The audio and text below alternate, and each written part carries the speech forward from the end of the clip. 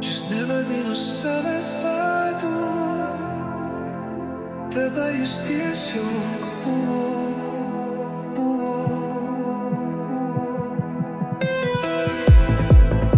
Kai žmonės pradėjo rinktis, jis nesakė, ką daryti. Kai klausdavo, koks planas, jis atsakydavo, kad tu dabar jauti.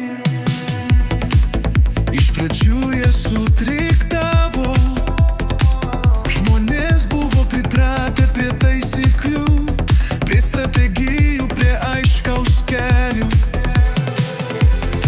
Bet netrukus jie suprato,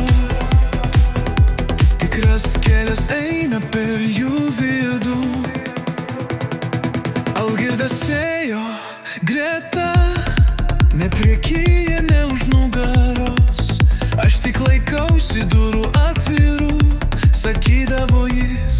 Jis stebėjo, kaip buvęs kareivis pradėjo tapyti šviesą, kurios niekas nematė.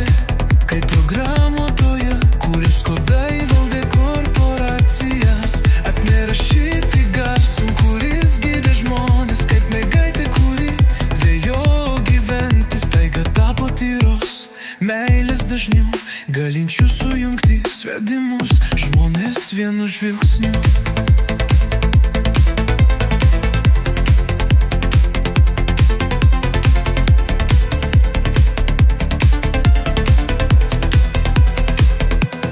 Jie pabusdavo ir tada jie pradėdavo žaisti iš naujo, bet jau kaip kūrėjai.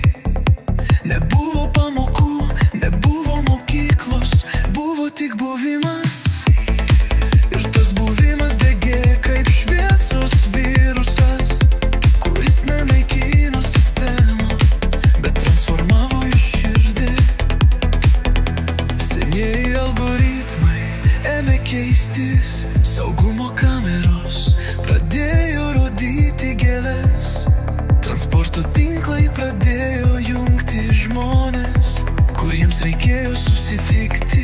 Net klimatas, tarsi atpažinęs širdies dažnį, pradėjo švelnėti.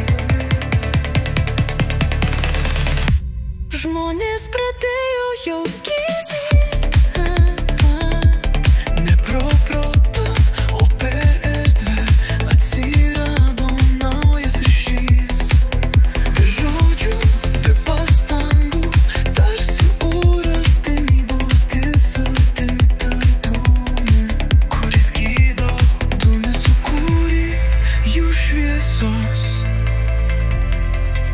sakė kapsulės balsas jiems sapne. Tu tik primeni, kad jie jau turi.